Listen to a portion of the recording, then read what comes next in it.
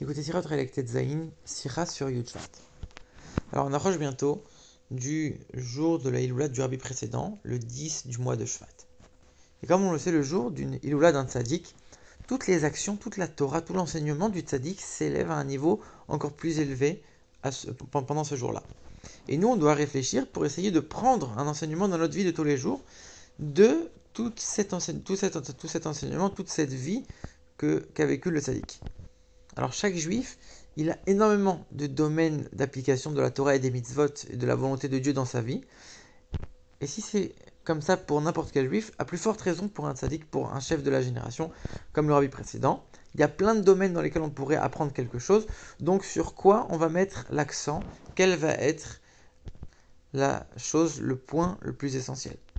Alors le rabbi, il nous dit pour savoir où mettre l'accent, il faut savoir quelle est la Torah, l'enseignement du rabbi précédent. Et on sait que le rabbi précédent, il avait préparé le discours de Bati Legani pour le 10 du mois de Shvat, avant de partir de ce monde.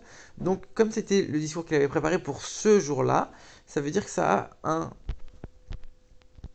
un message, un enseignement particulier pour nous par rapport au jour de Saïloula, et on va tirer de ce discours un enseignement essentiel.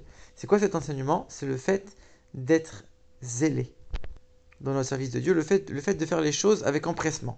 Comme les sages nous disent, de ne pas faire attendre les mitzvot. Quand on a une mitzvah qui se présente à nous, on doit la faire tout de suite. Et à quoi quelle est l'image que les Chachamim y donnent? Ils donnent l'image d'une matzah ou du chametz. Que quand on laisse la matzah trop longtemps faire monter, elle devient du chametz. Donc quand on a une mitzvah, il ne faut pas la rendre chametz, il ne faut pas attendre, il faut la faire tout de suite. Et ici le rabbi, il dit, on peut apprendre quelque chose de très fort, parce que la matzah c'est une mitzvah, le chametz c'est quelque chose qui est interdit. Ça veut dire que le fait d'être empressé dans le service de Dieu, c'est pas juste quelque chose en plus, pas juste accessoire, c'est essentiel. Et si on le fait pas, quelque chose qui est une mitzvah, ça peut devenir du chametz. Ça peut devenir l'inverse. Donc l'empressement est essentiel dans le service de Dieu. Et le point sur lequel le rabbi précédent met l'accent dans ce discours, c'est le fait de faire de ce monde-là une demeure pour Dieu. Que ce monde-là puisse être apte à recevoir la présence divine. Et ici, le rabbi découpe en 3 grands axes.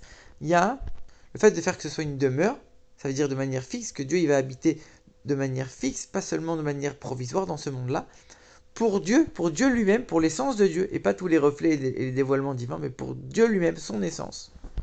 Et dans les mondes inférieurs, ça veut dire dans notre monde à nous, pas seulement dans les mondes spirituels, les mondes supérieurs, les mondes qui sont saints, mais dans notre monde matériel à nous. Et en vérité, c'est logique parce que les mondes spirituels, les mondes qui sont saints, alors il y a énormément de lumière. Il y a tellement de lumière qu'on n'arrive même plus à voir la présence de Dieu dans ces mondes-là, puisqu'on ne voit pas l'essence même de Dieu, on voit que la lumière divine, il y a trop de lumière. Mais quand on arrive dans ce monde-là matériel, où il n'y a plus aucune lumière, alors automatiquement, comme il n'y a plus aucune lumière, plus aucun reflet de Dieu, la seule chose qu'on peut voir, c'est son essence directement, qui ne va pas se dévoiler. L'essence même de Dieu qui existe dans chaque mitzvah. Donc c'est que dans ce monde matériel que l'essence de Dieu peut véritablement s'installer de manière fixe.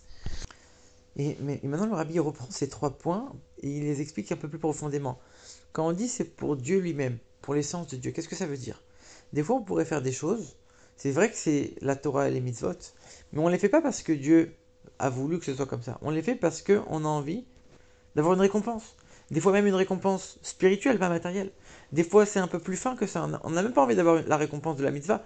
On a juste envie de s'attacher à Dieu, parce qu'on sait qu'en faisant les mitzvot, on s'attache très fort à Dieu. On a juste envie d'être unis à Dieu. Et on fait la mitzvah pas parce que Dieu l'a demandé, parce que c'est la volonté de Dieu. On fait ça parce que nous-mêmes, on a envie d'être attachés à Dieu. Donc quelque part, c'est aussi une récompense spirituelle. Il y a aussi encore un peu plus fin que ça. Le rabbi dit, on fait la mitzvah pas parce que Dieu l'a demandé, mais parce que on a envie que ce soit nous qui faisons ce que Dieu a demandé. Alors oui, on a envie que la volonté de Dieu soit acceptée, mais on a envie que ce soit accompli, mais on a envie que ça passe forcément par nous, pour que c'est nous qui allons avoir le mérite de faire ce que Dieu il veut. Pas on se dit dans notre tête, non, on a envie que ce que Dieu il a envie, ça se fasse. Que ce soit par moi, que ce soit par quelqu'un d'autre, l'essentiel c'est ce que Dieu il a voulu, ça se fasse. Non, on va dire, je veux que ce soit moi qui fasse, pour que moi j'ai le mérite. Donc là, on voit qu'il y a un intérêt, même si c'est à chaque fois de plus en plus fin, il y a un intérêt personnel à chaque fois. On n'a pas envie de faire uniquement ce que Dieu veut, parce que Dieu l'a demandé, point bas. Ça, c'est faire pour Dieu lui-même, pour l'essence de Dieu. Ensuite, on a dit une maison, une demeure pour Dieu, que ce soit de manière fixe. Ça veut dire que quand on sert Dieu, il faut que ce soit de manière fixe. Ça ne peut pas être quelque chose qui varie en fonction de nos humeurs, en fonction de nos sentiments. Une fois je fais comme ça, une fois je fais comme ça. Il faut une certaine stabilité, une certaine constance dans le service de Dieu. Et enfin, dans les choses, dans ces mondes-là inférieurs, comme on l'a dit, dans les choses les plus matérielles, ça on va le développer un peu plus par la suite. Le rabbi dit qu'en vérité tout est lié, parce que quand on fait les choses pour nous, avec un intérêt quelconque, même un intérêt très fin, alors forcément, on fait dépendre des choses de notre sentiment, de nos émotions. Donc c'est pas quelque chose qui va être stable, c'est pas quelque chose qui va être fixe. Et donc on va le faire qu'en fonction de ce que nous on a envie. Et forcément l'homme en général il n'a pas envie de s'abaisser à des choses qui sont basses. Donc ça va être que dans les choses spirituelles, les choses très élevées, les choses extraordinaires, parce que j'ai envie de faire que ce que moi je veux. Et ce que Dieu il a envie, ça passe un petit peu en second plan. Et donc les choses matérielles, les choses basses, desquelles Dieu il a envie que je m'occupe, que je m'occupe, je ne vais pas forcément m'en préoccuper. Et on voit que tout cet enseignement, le rabbi précédent il l'a accompli pendant sa vie, pendant les 30 années pendant lesquelles il était rabbi, sans aucune distinction. Les 30 années, il a accompli tous ces enseignements de manière constante, sans jamais changer, et de manière très forte, en donnant sa vie, même pour le service de Dieu, comme on voit qu'il a été en prison, il a failli mourir, il a été condamné à mort pour toute la diffusion de la Torah qu'il a fait. Donc cette abnégation qui n'a jamais cessé, elle s'est exercée dans tous les domaines du judaïsme, mais essentiellement dans 3 points que le rabbi souligne. Première chose, le fait de former des rabbanim qui soient capables de trancher la halakha, la loi, et d'envoyer ces rabbanim dans plusieurs communautés juives du monde. Deuxième chose, d'envoyer des gens qui seraient capables de rendre les mitzvot accessibles au maximum de gens du peuple juif, comme par exemple envoyer des gens qui vont construire des mikvés, des gens qui vont faire la circoncision, et plein de mitzvot comme ça. Ou alors, troisième chose, de faire en sorte d'éduquer les enfants selon une éducation juive authentique, en établissant des écoles juives pour les filles, des chadarim pour les enfants, et en envoyant des enseignants compétents, adaptés. Alors pour illustrer un peu ça, le rabbi donne des exemples. Il dit dans l'étude de la Torah, il y a plusieurs niveaux. Il y a celui qui va étudier parce qu'il veut recevoir une récompense. Celui qui va étudier parce qu'il veut faire resplendir la Torah. Ça veut dire qu'il veut étudier pour l'honneur de la Torah, sans forcément chercher à trancher les lois. Et celui qui veut absolument savoir quelle est la halakha, sans forcément chercher à comprendre le raisonnement qu'il y a derrière, il veut savoir trancher la halakha.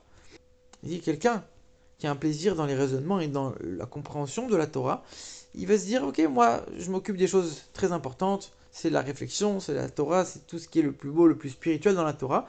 Par contre, trancher la halakha, ça, je ne vais pas m'en occuper forcément. C'est quelque chose qui est inférieur, entre guillemets, par rapport à toute la beauté du raisonnement, si on peut dire. Il dit, c'est pareil dans les mitzvot. Les mitzvot, il y a l'action, la mitzvah, il y a comment je vais parler, je vais étudier la mitzvah, et il y a les intentions profondes que je vais avoir dans la mitzvah. On pourrait dire, moi je vais mettre l'accent beaucoup plus sur les choses spirituelles, les choses élevées, et quelle intention je vais avoir quand je vais faire la mitzvah, comment je vais me lier à Dieu grâce à cette mitzvah, je vais réfléchir, je vais ressentir les choses très fort. Ça encore une fois, c'est quelqu'un qui met l'accent uniquement sur sa propre perception, et sur l'intention de s'élever lui-même. Il ne fait pas les choses pour Dieu lui-même, pour l'essence de Dieu.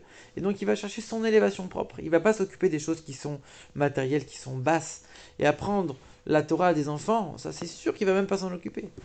Donc pour véritablement faire ce que Dieu a envie, il faut enlever toute trace d'intérêt, essayer de faire les choses uniquement pour Dieu. Et là on va s'occuper des choses, même les choses les plus basses, sans distinction, au même titre que les choses les plus élevées. Le rabbi dit qu'aujourd'hui on voit qu'il y a énormément de gens qui étudient à plein temps, mais qui n'étudient pas les halachot qu'il faut et qui ne sont pas capables de trancher la halacha.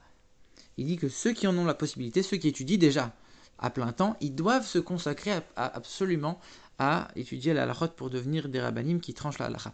Il dit aujourd'hui, il y a très peu de gens qui sont capables de savoir quelle est la halakha. Il dit alors, ok, on est dans des États qui encadrent très bien les lois juridiques, donc cette partie du Shulchan Aruch, on va dire, c'est pas tellement grave. Le rabbi dit, c'est pas tellement grave cette partie-là, mais toutes les autres parties, c'est des parties du Shulchan Aruch qui concernent la vie quotidienne du juif. Donc ça, on a besoin de connaître les réponses. Il dit, et ce qui est encore plus dangereux, c'est qu'il y a certains juifs qui vont se dire, ok, tout ce qui concerne des lois compliquées, etc., ça, je demande au Rav. Mais toutes les lois qui sont des lois quotidiennes dans la prière, etc., que je peux consulter dans le Kitzur Shulchan Aruch, ça, je vais même pas demander au Rav, je vais trancher tout seul. Et d'ici déjà à l'époque, quand le Shulchan Aruch il est sorti, on a commencé à critiquer en disant qu'à cause de ça, les gens ils vont plus étudier les sources et les raisons des halachot, ils vont étudier tout de suite la halacha. Si déjà ça c'était critiqué, mais alors a fortiori aujourd'hui, quelqu'un qui connaît pas forcément la Torah et pas forcément la halacha, et qui va trancher en fonction de ce que lui il a lu dans tel ou tel livre. Donc il faut absolument former des rabbinim qui soient aptes à trancher la halacha de manière précise. Il dit ça, ça concerne l'ensemble des communautés du monde entier, le fait d'avoir un Rav qui soit capable et qui soit un véritable érudit en halakha.